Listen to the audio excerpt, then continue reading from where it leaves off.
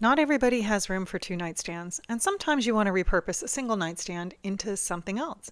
This particular piece is going to be used in a little sitting area, and it's going to be in a bedroom next to a piece that I've already done for this client.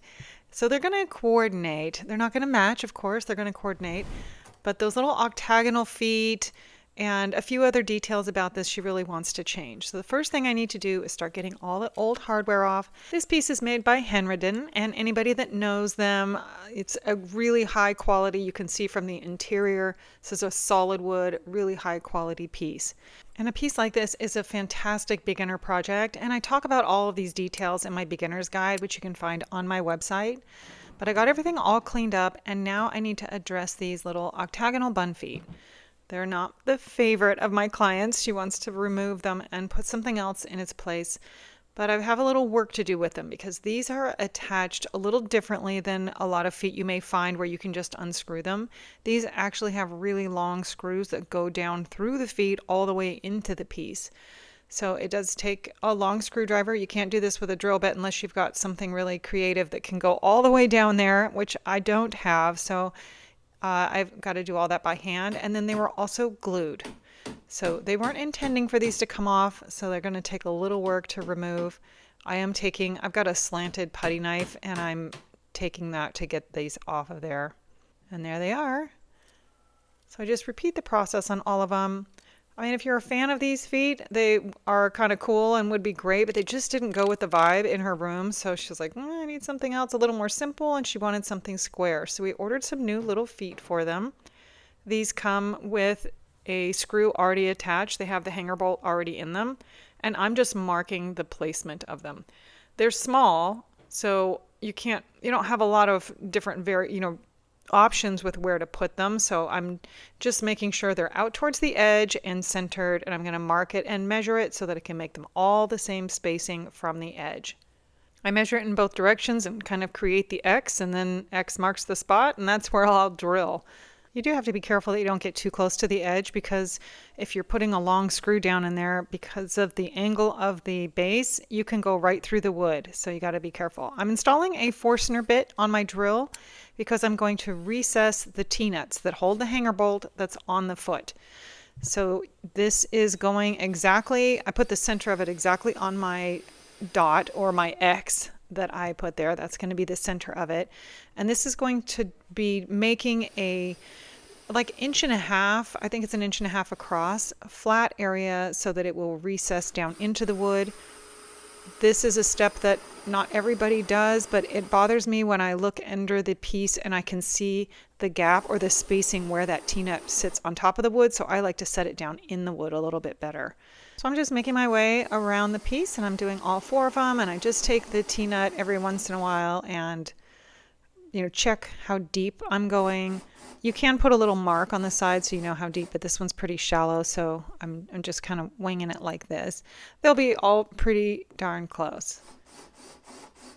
So just one at a time, check it, make sure that it fits. We're looking good. And you'll see how nicely that's going to fit in there in a few moments. And now to take the largest drill bit you own. I don't even know what size this is, but once in a while these do actually come with legs when you order them. So this kit didn't, but I happen to have some from others. So sometimes when you order them on Amazon, it comes with the drill bit as well. But that's where the T-nut's going to fit down in there, and then the leg's going to screw into it. So I'm just testing the depth. These particular little legs have really long screws. But make sure you suck all of the dust out of there, because there's no other way to get it out. Once you put that leg on there or the T-nut on there, the dust is trapped forever, and it can just get in the way of your screws. So I'm just testing everything, make sure it's all going to fit, and then go around and drill the others. And again, I'm constantly testing the length of the screws on the legs. They were all a little bit different. Otherwise, I probably would have just marked my drill with a piece of tape and done them all the same. But the screws or the hanger bolts that are in the legs are not all the same length. So just going to go around and do them custom, each one. Okay, now that I have them all done, time to start installing. These come with all the necessary screws, which is great. These are probably a little over 1/2 inch screw. They're not super long, but just enough to keep them all stable. Each one has 3. And I like to straddle the seam in the wood just so I get one screw on each side. Okay, and then we'll just go around to do all the others, but I like to really test this and make sure everything's good before I move on to the others. You should have a nice snug fit. Sometimes you really got to crank that around there to get it straight. And there we have it. So cute. I like these little feet. I'm just doing the same process on all of the other little feet. It's funny how something so simple can make a difference with the overall look. These look more modern already. All right, moving on to the next step, which is going to now be drilling new holes in the drawers. The hardware that comes with these is a rectangle, and we're just trying to coordinate with the other dresser. So we took those off as well. And I'm just using the old holes as a guide, and I put a new hole right in the middle of it. But that means I now have to be a little careful when I'm putting Bondo on that I don't fill all 3 holes, because I want to keep mine in the middle.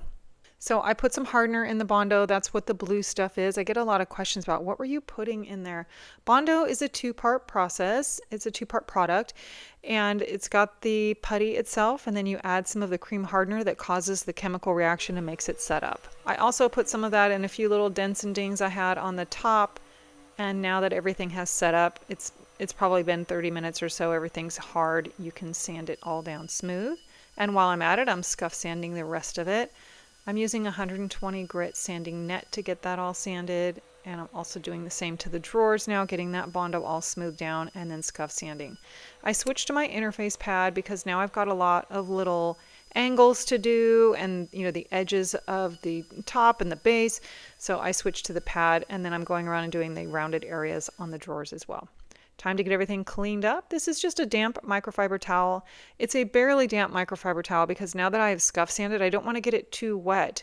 It can just cause some issues and then raise the grain, which I don't want now that I have everything all smooth.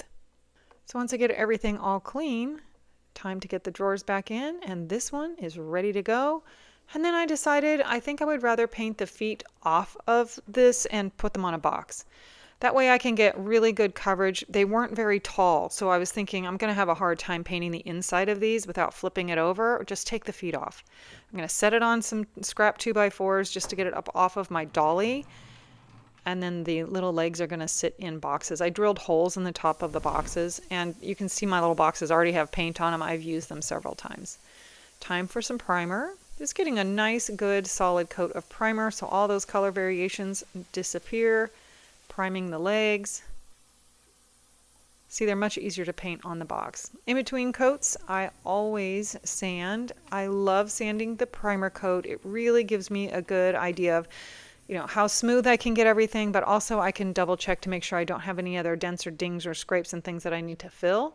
They just pop out when you put primer on.